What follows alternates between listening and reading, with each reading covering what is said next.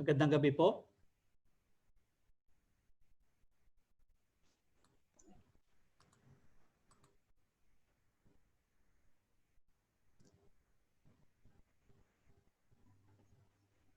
Good evening po sa inyong lahat.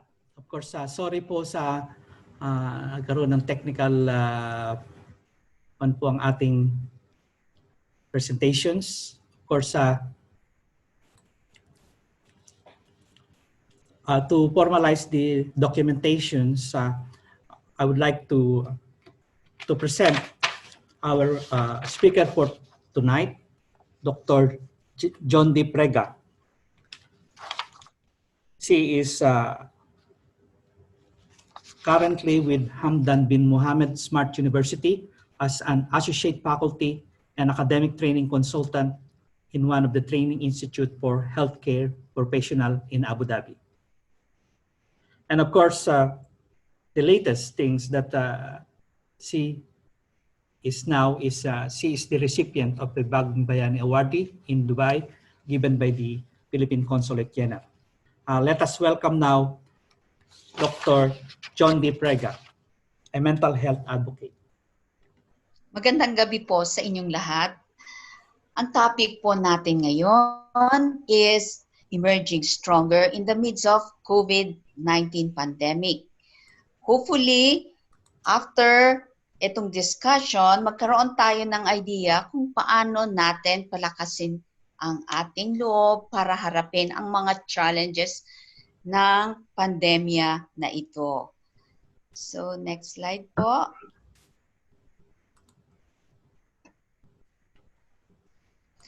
Ang COVID-19, ang sabi po nila, is the greatest challenge everyone is facing since World War II.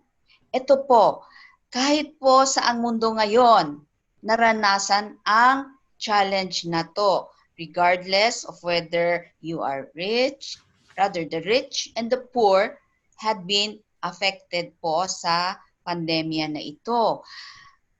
Ang pandemya na to ay hindi lang po health issue. Nagkaroon po ng impact sa ating mental health. Kayo ba ay nakakaranas ng panic attack o worries? Kayo po ay nasa sitwasyon na parang napagkabigat ang problema nyo. So, next slide po. Next slide po. Now, ito po ba ang situation nyo? Do you think your situation is so impossible? Saan po tayo ngayon? Everything is so uncertain. Ayan ho, yung picture na yan. Napaka-imposible nga po. Pero paano po natin i-manage ang napakalaking challenge na ito? So yun po ang ating pag-uusapan ngayong gabi. Yun po ang focus ng ating discussion. So next slide po. Ang topic is on resilience. Hindi ko po i-define. Kung hindi, tingnan niyo po yung picture. It says here, you can't stop the waves, but you can learn to surf. Ano po itong resilience? Does it have something to do with your genes? Nasa genes ba natin or is there something we can do? Now, looking at the picture, you can't stop the waves. There is no certainty in life. Di ho ba? That is a fact of life. Pero paano po natin i-maneuver, i-manage ang mga challenges na to? So it says here, you can learn to surf. Meaning, when you say resilience, it is something that we can learn and develop. So yung next slide po. Now, resilience starts with the brain. Yun po ang dapat nating intindihin. Resilience depends on how well your brain handles stress and it can be learned. So, ngayon pong may pandemya, lahat po ay nag-undergo ng stress. Anong next na gagawin natin? paano natin i-manage ang lahat? Now, when you talk about resilience, hindi po ito trait that either you should have or you don't have. It has something to do with our behavior, yung thoughts natin, and actions. And it can be learned. Next po. Now, your thoughts create your reality. Ano po ang nasa inyong, ano po ang mga thoughts o ano ang inyong iniisip ngayon? Dahil po kung ano ang iniisip nyo, it would definitely affect kung ano yung nafe-feel nyo.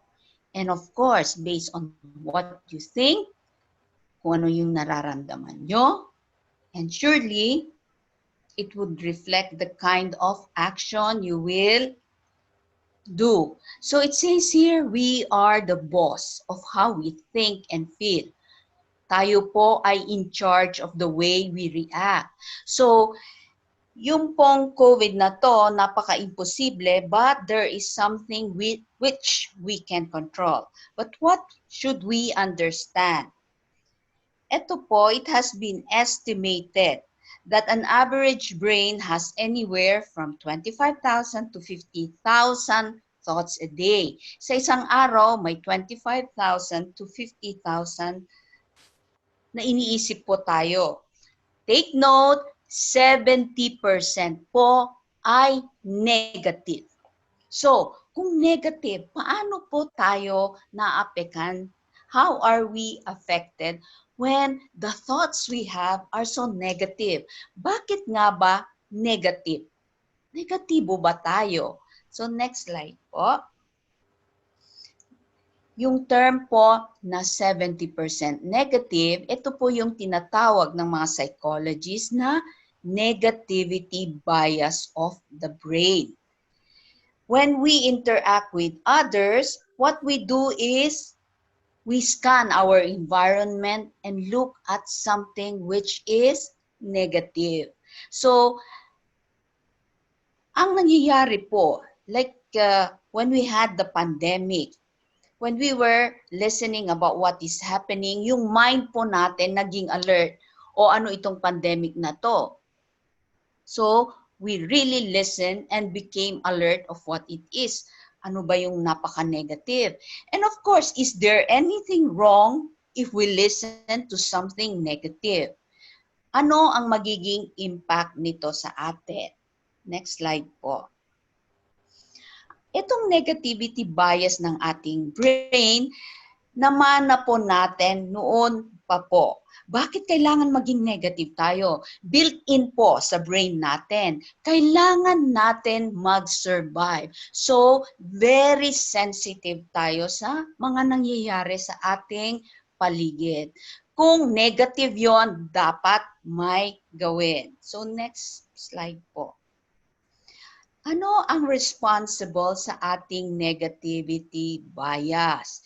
Yun po yung tinatawag na amygdala.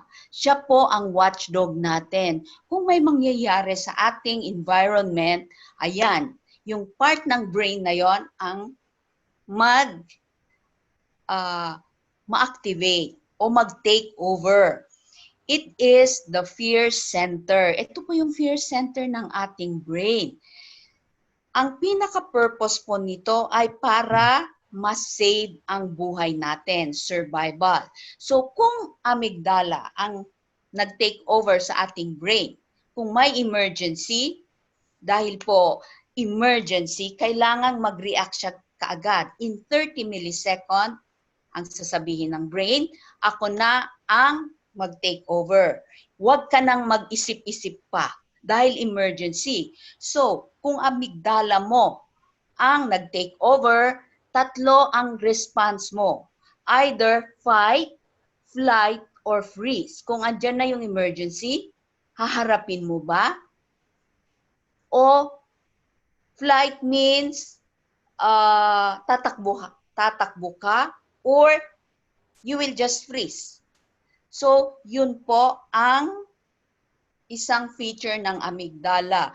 Now, with everything that is happening po, the news, kung ano ang sinesend sa ating smartphone, ano ang nangyayari sa karamihan? Second slide. Next slide po. Nagkakaroon po yung tinatawag na amygdala hijack. Ito po, when we are faced with an emergency, nasa right side po, ang mangyayari, madi-disable na yung ating thinking process, yung ating prefrontal lobe.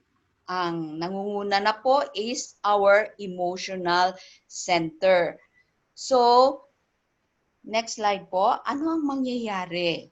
Nagkakaroon po yung when our amygdala is triggered, ano yung nararanasan nyo? Nagkakaroon na kayo ng palpitation, nagkakaroon na ng anxiety. So, eto po, ano ang gagawin natin if you feel na you are in a situation where your heart is palpitating, these things, nagtatighten ang chest. You have to recognize when this is triggered. Yung blood pressure nyo po tumataas. Ito. So, it is important that you do some simple breathing. Okay? Alam nyo po yon. Yun ang pinaka first aid. Kasi po, pag nasa emergency situation tayo, sometimes nadideplete na po yung oxygen sa ating system. So, first is you try to do a lot of breathing.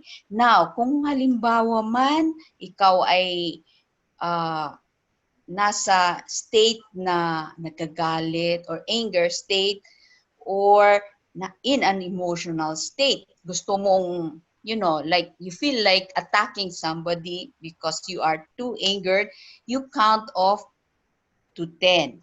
Now, if it becomes so intense, count off to 100. Then switch your attention, taking deep, mindful breathing. Okay? So, kailangan po natin ikalma yung ating amygdala. Yun po, para po makapag-isip-isip tayo. Now, what thoughts are running in your mind now? Okay? Ngayong wala po kayong work. Ano ho? Yung sitwasyon nyo, ano po ngayon ang nararanasan nyo? So, it is important that you become aware. Ano po yung thoughts sa inyong mind? Dahil po, you have to consider if you are not aware or you're not even looking into, you don't even think about what you're thinking now, it says here, your thoughts would kill you. So let's look at the next slide. Yung next slide po. Ito po ang mekanismo sa ating brain. Neurons that fire together, wire together. Now, yung sa gitna po, ito yung ating neurons. We have 86 billion neurons. Now, if we are fearful, negative, yung thoughts natin with everything that is happening around us rather, ang neurons po natin nagla-light up. Nakikita nyo po? Neurons that fire together. So kung napaka-negative yung nasa thoughts mo, ang mangyayari po, yung neurons nyo ay mag-fire and then they wire together. Ano po yung ibig sabihin ng wire together? Sa right side, makikita nyo po yung Velcro. Alam nyo po ba ang Velcro? Yun po yung mga nasa bag, just to put things together. Ngayon po, kung ikaw ay depressed, you tend to think so negatively about everything. Ang nangyayari po yung neurons nyo, mas lalong nagwa-wire up. Okay? Kung hindi naman po, if there's something like another activity that you do, magwa-wire din yung brains nyo. So, it is important that you have to consider this.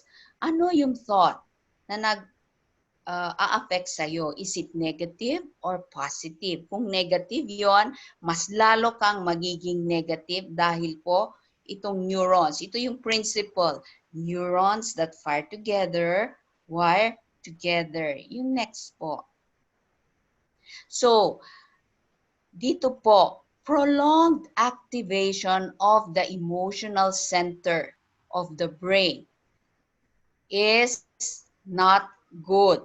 If you are thinking of so many negative things, ano na, dito po, yung prefrontal lobe nyo, okay?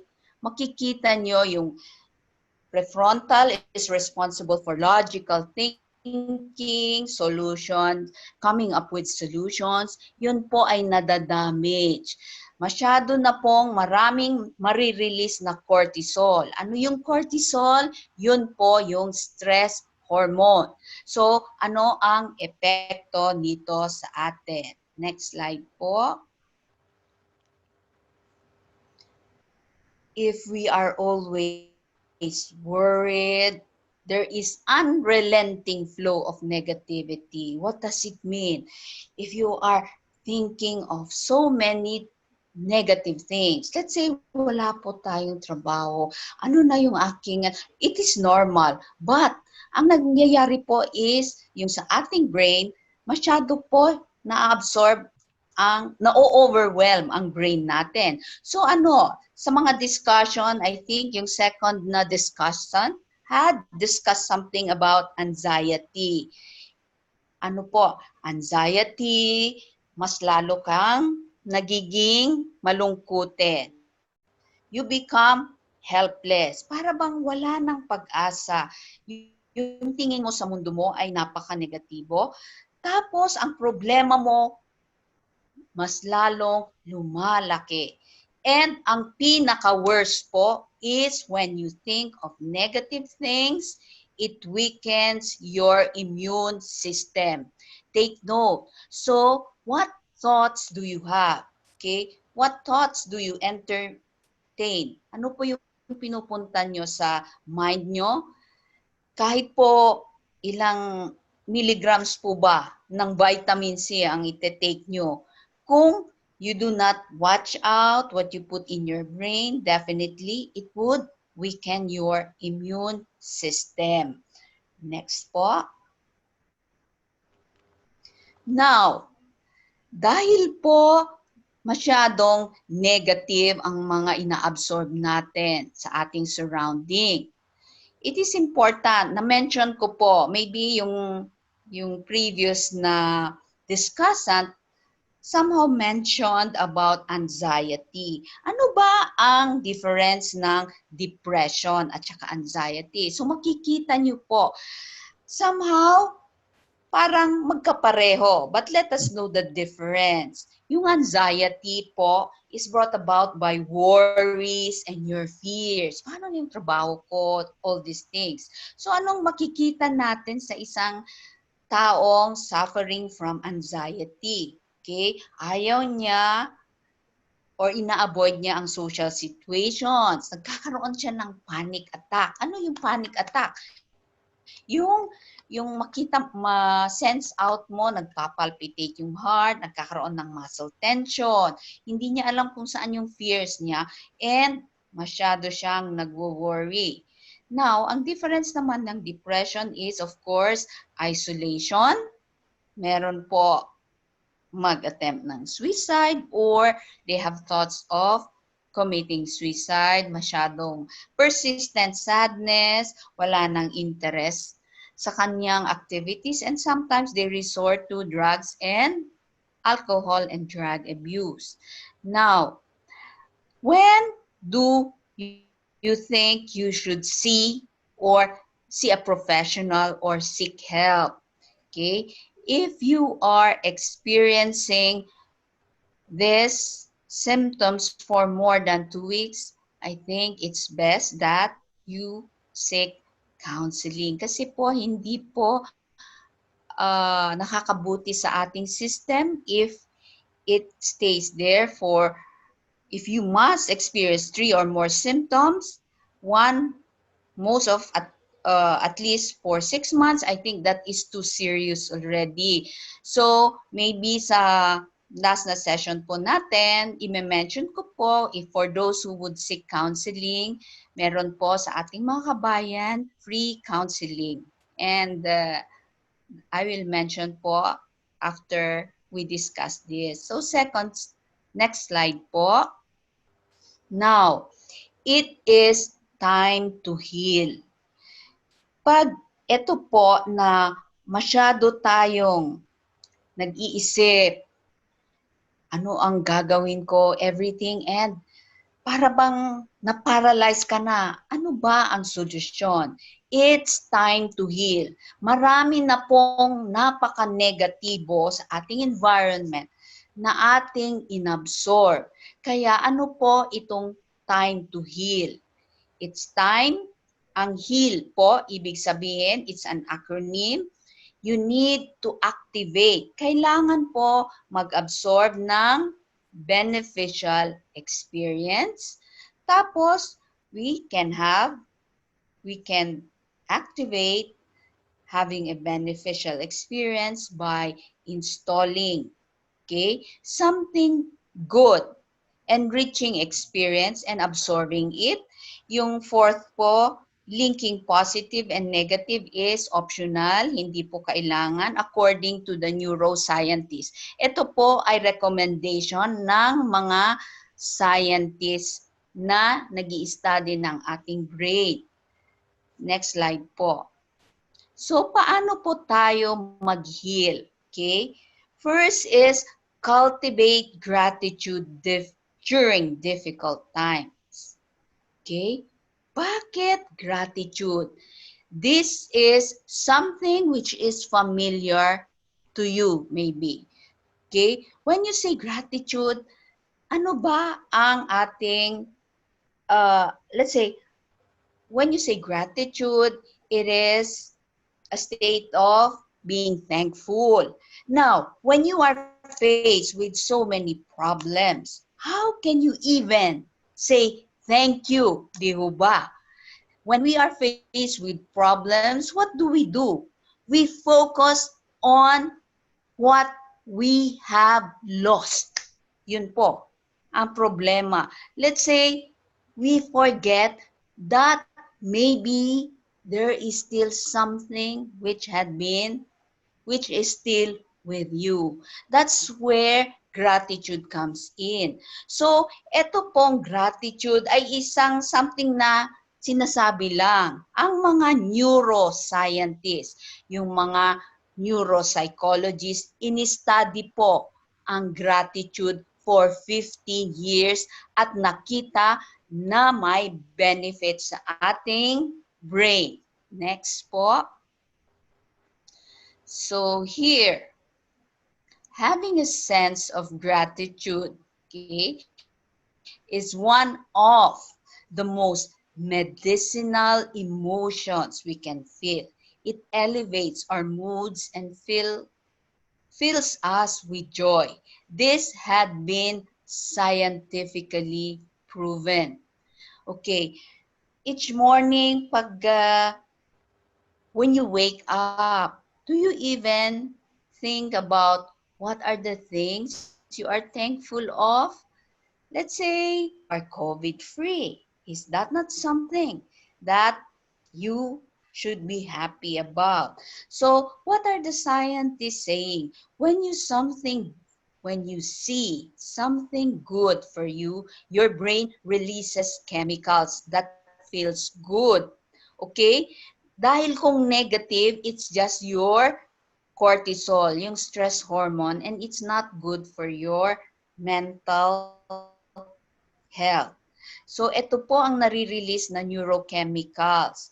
So, ano po ang nangyayari? Okay? When we release dopamine, endorphin, oxytocin, serotonin, ito po yung neurochemicals sa ating brain. Ano po ang nangyayari? Next slide po. We achieve greater resiliency through gratitude.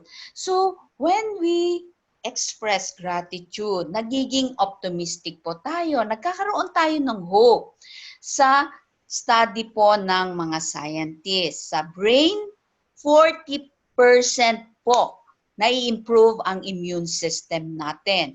Lowering blood pressure, it increases your positive emotions, it increases your joy, yung happiness po natin, we become more compassionate, at nare-reduce po yung ating loneliness and isolation. Hindi na po tayo ang feeling na you don't have that feeling of loneliness. So next po. Next slide po. Now, ito po yung mga regions ng ating brain na na-study ng ating mga scientists. Hindi po ako magiging technical by indicating, but allow me to say that these were all scientifically studied. So, next slide po. Next slide. So, paano po ba magkakaroon ng improvement sa ating health? Ayun po. Aha. Nawala po yata.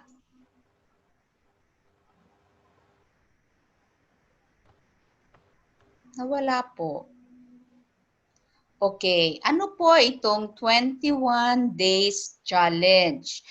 Nakita po ng mga scientists, ng mga brain, yung sa neuroscientists at neuropsychologists na nagkakaroon ng improvement. Now, there were those who were already in stage 3 cancer. Meron po yung mga may malubhang mga sakit gaya ng Parkinson's. Ano ba yung Parkinson's? Yung hindi mo ma-prevent na mag-tremble yung Parkinson's, yung mga muscles, involuntary movement ng mga muscles natin. So they tried this, 21 days challenge para magkaroon ng change. It is very simple.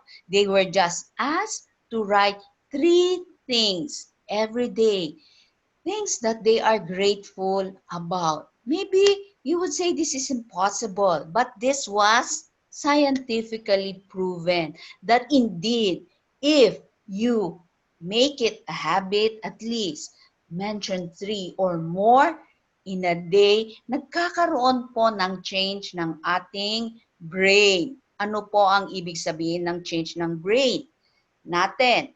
Nagkakaroon po tayo ng mga bagong neurons, that is neurogenesis, at tapos nare-restructure yung ating brain. Another po is energized through exercise. We had been what is this? We have been staying home for some time. Now it's high time that we energize through exercise. These are the benefits of exercise, and I believe this had been discussed also by the previous speakers. Exercise really has a tremendous effect on our mental health. It fights and prevents depression. Nare-reduce po ang stress. Nag-i-increase po yung ating IQ. And next slide po. Ito po ang nakita ng mga scientists. Nagkakaroon po uli ng mga bagong brain cells. And nagkaka-restructure. Neurogenesis means new brains. Neuroplasticity, ibig sabihin, nagre-restructure yung ating brain. So next slide po. So, ito po yung mga experiment ng ating neuroscientists. Siyempre po, hindi po directly palagi ang mga humans ang ginagamit. May mga mice po. So, ang nakita nila, yung mga rats na nag-undergo ng exercise, sila po ay mas capable na mag-handle ng stress. Nung inilagay po sa tubig, nilubog sa tubig, ang nangyari po is yung nag-exercise na rats, ang ginawa lang is cool na cool po sila, tinaas lang yung ulo, tapos nag-float. Pero yung walang exercise, anong nangyari? Nag-struggle po sila. Okay, so yung next slide po. Another, the last is do acts of kindness. Okay, ano po ba itong acts of kindness? It is doing good to others. Now, when you do simple acts of kindness, it does you so many benefits. It decreases stress, it boosts your happiness, naglo-lower po yung blood pressure natin, at again, nagre-release tayo ng good chemicals, neurotransmitters sa ating brain. It inspires more kindness. Evidence shows that helping others can have positive effect on your mental well-being. This again had been studied by neuroscientists. So ano po ang effect? Next slide po. Malaki po ang effect ng acts of kindness.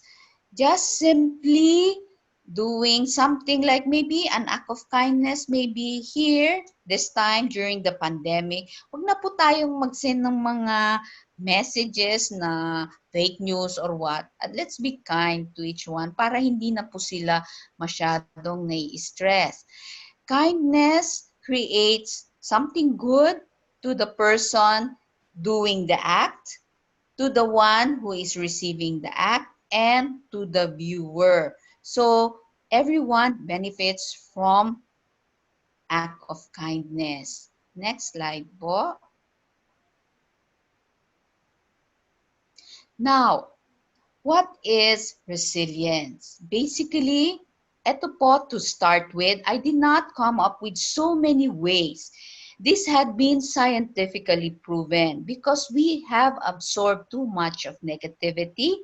This time, we do things like GEA, being grateful, energized through exercise, and doing acts of kindness is equal to resilience. So next po, GEA is equal to resilience. Ang resilience po is not like a trampoline where you're down one moment and up next. Okay? As we said, there are so many uncertainties in life. These are something that we have to accept. It's more like climbing a mountain without a trail map. Hindi po lahat as we journey through life, not everything is laid clear sa atin. It takes time, strength, and help from people around you.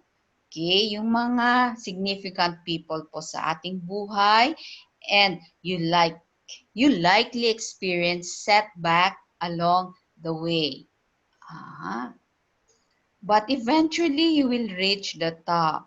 So, what will determine your altitude or ability to rise up? It's high time because it's new normal.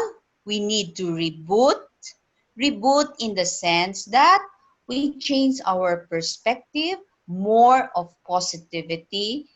When we absorb more positivity, then our brain will rewire and now we can rethink. Mas when yung amygdala po natin ay kalmado, magkakaroon po ng opportunity yung ating prefrontal lobe para isolve po yung mga challenges na hinaharap natin para po mas maging resilient tayo. So next po. Now, of course, here, FilSoc had been giving you, have started initiating programs related to mental health. We are hoping that mental health is something which you think is important as physical health. Importante na po ngayon dahil po nasa new normal na tayo, our economy has to recover, but it is important that we recover internally para po ma-face natin ang mga challenges ng ating environment. Yan po ay simpleng recommendation ng ating mga neuropsychologists and neuroscientists. Yun po. Questions po?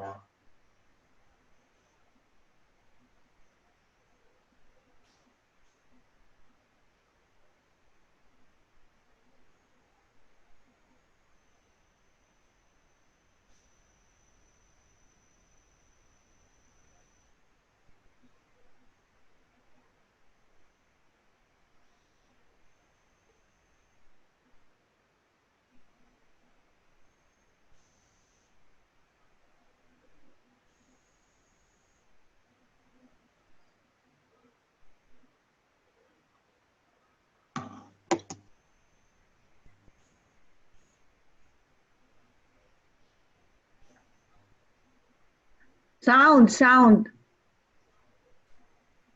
No, it's okay. No. Dante. Okay, sorry. Okay. Okay, so I'm just connecting these things sa po, sa Facebook live natin. At okay, so we are now worldwide. At of course, meron po akong babasahin dito na mensahe galing sa Malacanang Palace.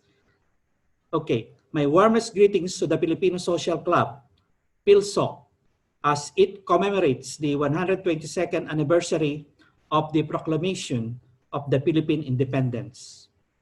Our kababayan sa abroad proudly demonstrate the best of what our country has to offer to the world. I am delighted to know that FilSoc showcases the Filipino spirit of harmony and cooperation amidst a multicultural society. May the organization achievements be testament to its legacy of sharing our vibrant culture to the communities in Dubai and surrounding areas. I trust that its members will continue to deepen their sense of patriotism as they promote the positive image of our nation in their adoptive land. As we celebrate the dynamism of our independence, I encourage everyone to nurture the ties between the people of the Philippines and of the United Arab Emirates. Together, let us continue strengthening our unity and camaraderie towards real change and lasting progress. I wish you a successful gathering. Mabuhay ang mga Pilipino. Signed, Rodrigo Roa Duterte, Manila, June 2020. Okay? Congratulations po. Congratulations. Thank Now, you. I don't know if andito po yung ating presidente. Of course, I will just ask my fellow BOD who is in the meeting to give some welcome to the attendees. BOD Oli. Hi, good evening to everyone. Good evening, Doktora. Once again, nagpapasalamat po ang FilSoc sa ating mga participants, of course, the members who attended our webinar today. Napakaalaga po ng topic natin for today, and of course, alam ko na marami tayong natutunan, kaya pasalamat po tayo kay Doktora kahit medyo ginabi tayo ng kaunti, pero very naman po, productive and fruitful ang ating presentation for today. Sana po yung mga may gustong magtanong, huwag po kayong mahiya dahil samantalahin natin ang pagkakataon na makakuha pa ng mas maraming information kay Doktora. So, thank you po sa inyong lahat. Okay. So sa lahat po ng mga attendees, pwede pong kung hindi kayo gusto magtanong, mag-share regarding kung ano po ang mga experience nyo regarding what Doktora has provided. Total, well, tayo naman po ay konti lang, pero worldwide na. So it's the time to show your face now to the world and ask questions about what we have learned about the presentations. Also, Dr. Wapa. Yes. So, can you give something? Si Dr. Wapa ay isa pong board of directors din ng FilSoc. So, thank you for attending also, Doctor.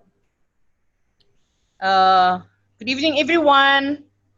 Sa ating mga audience, maraming salamat po kay Doktora sa ating speaker. It's really a very good message. Supposed to be, yung ating mga kababayan, please, to get a speaker is not that easy. And it's free of charge. My God, it's a very good topic. I hope that everyone can learn, understand the situation. It's amazing, really. Even I myself, I learned tonight from Tora's speech. So I'm encouraging our kababayan, as what our president said, that let us be together and learn something, especially for this time of pandemic. Sana ay makikinig tayo. Kumbaga ba, hindi lang sa isang side tayo magaling. Ipapakita natin sa buong mundo na kahit anong bagay, magagaling ang mga Pilipino. Maraming salamat po. Okay, I would like to talk to ask Miss Jenny Castro to say something about the presentation. So, Miss Jenny?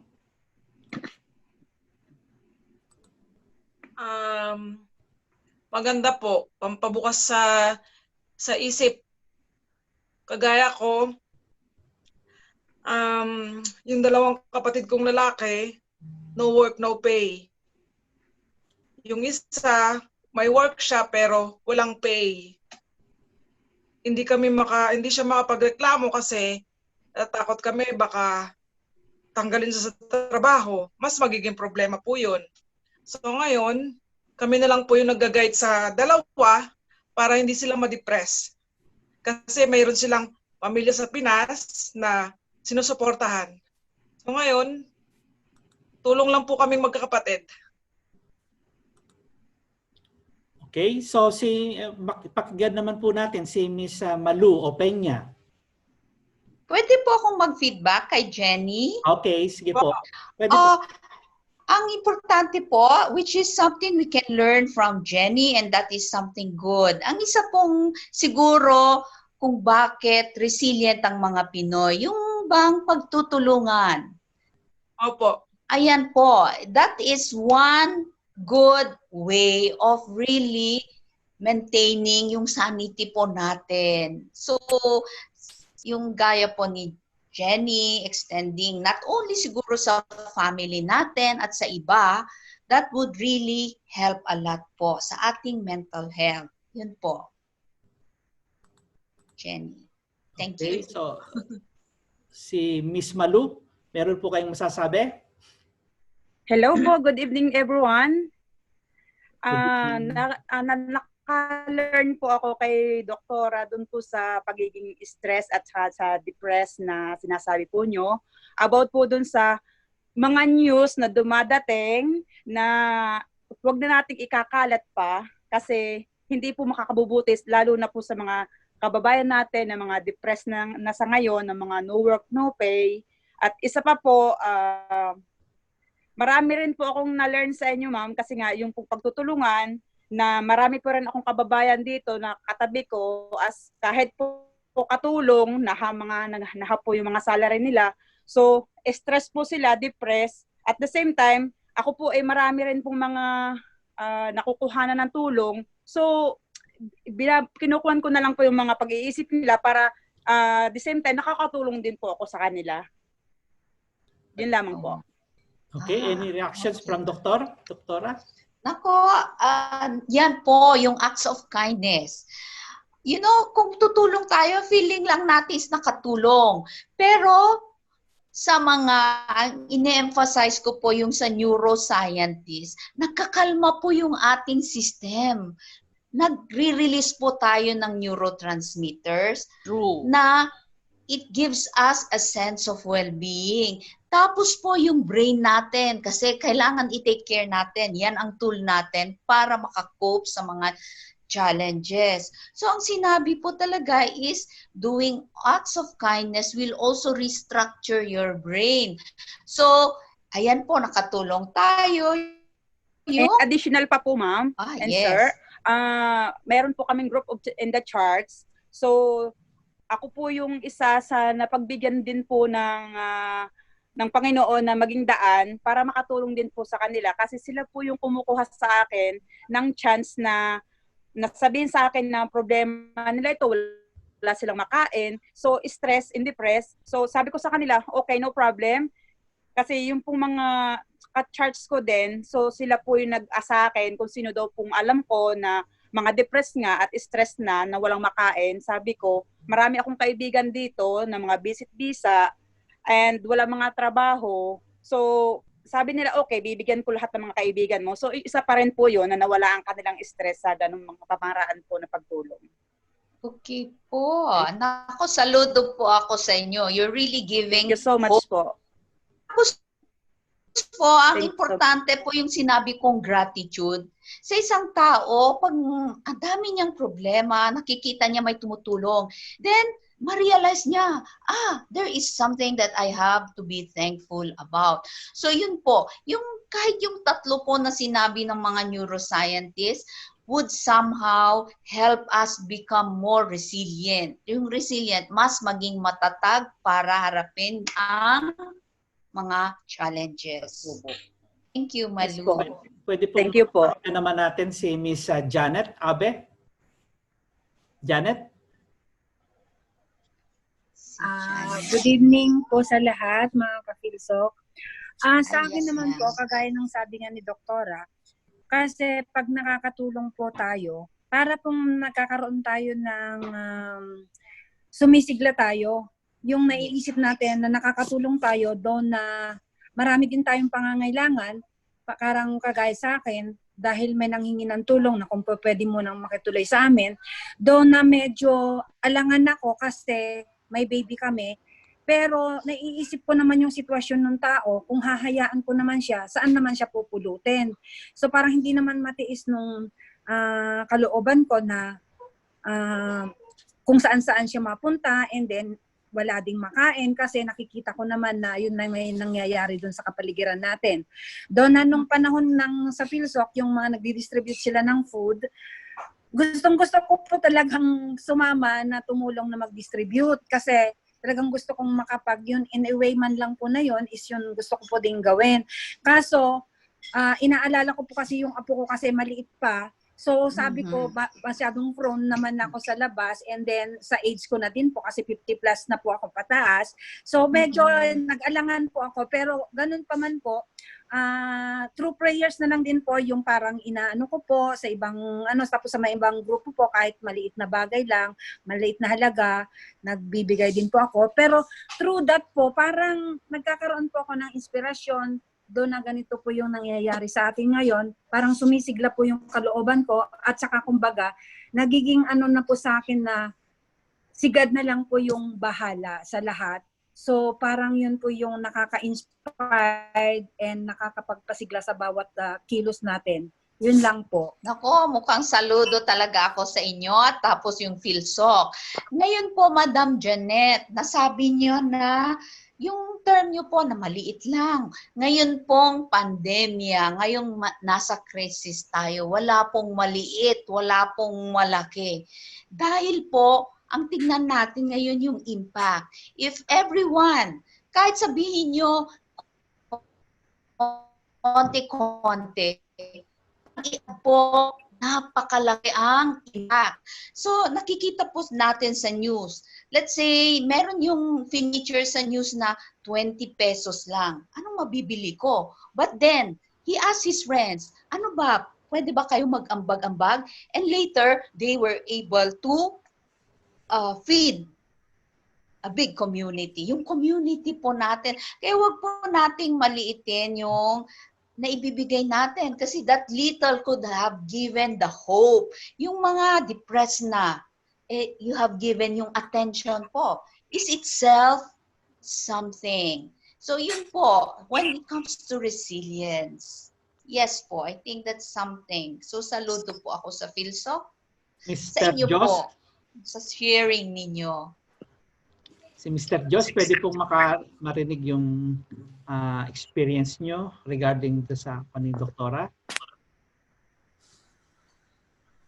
Unmute po. Nakamute.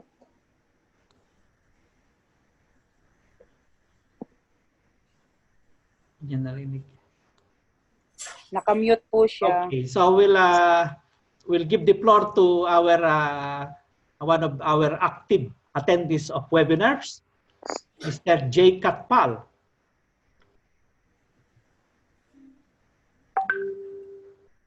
Hi, how are you? Yes, good evening. How are you, Madam Doctor? Yes, good evening. I'm fine. Great. Life is good. If I want to how to study the language situation, no work, no pay anymore for the laptop. I sending on the laptop and then I check in the email how I saw on the Facebook the Philip Social Club. I don't know if I understood it right, Jay. Just tell me if I understood what you said. If I will say that I will check on the Facebook Social Club on my Facebook page, and if I will check the Facebook like me Madrid or the lunch competitions, win prize, then how to get the prize competitions, and you on the social Facebook page. Okay. So thank you very much. Of course, before we end, pwede pong open nyo lahat yung video nyo para makita po for our documentation. Para po naman na open po natin lahat ng mga itsura natin para mag-picture taking po tayo for our documentation. Okay, one. Wait. Sandali. Okay. 1, 2, 3. So 1, 2, 3. Okay. Of course, meron pa pong magbibigay, mag-share. Miss Julia Andal. Miss Julie Andal. Saan siya? Ay po. Hello. Julia Andal. Ay, gusto ko lang mag-thank you sa lahat ng mga speaker po. Napakagaganda po ng mga topic. Madami pong natututunan. Okay, thank you. Miss Rose. Miss Rose. Miss Rose. Meron kang masasabi sa gabing ito para sa presentation ni Dr. John De? Hindi naririnig. Po siya. Gusto ang mute. Ayaw po. Wala siyang sound. Okay, so anyway, marami pong salamat sa pag-attend. Of course, we really appreciate the good presentations of Dr. John De. At umanhin po dahil nagkaroon po tayo ng problema kanina at medyo naayos rin po. Sorry po doon. So medyo nagkaroon po ng problema ngayon sa Facebook Live at of course naka-record naman po ang buong presentation na ito at we will be making this presentation live on Facebook tomorrow para makita po ng mga hindi naka-attend.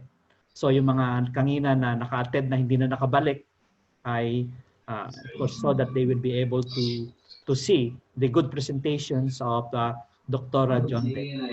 Marami pong salamat. Any further remarks from my fellow board of directors? Bago tayo natin ikon na po ang close. Dr. Wapa? Yeah. It's okay. Thank you, Doctora. Thank you to our audience. And we will keep inviting all of you if we have another lecture, inshallah. Okay, Thank there you will so be much. a next lecture. Of course, medyo matagal lang po ang approval, but there will be first aid training courses at isa pa pong training na nasa katapusan ng July na po. Kasi we require 20 days from date of application.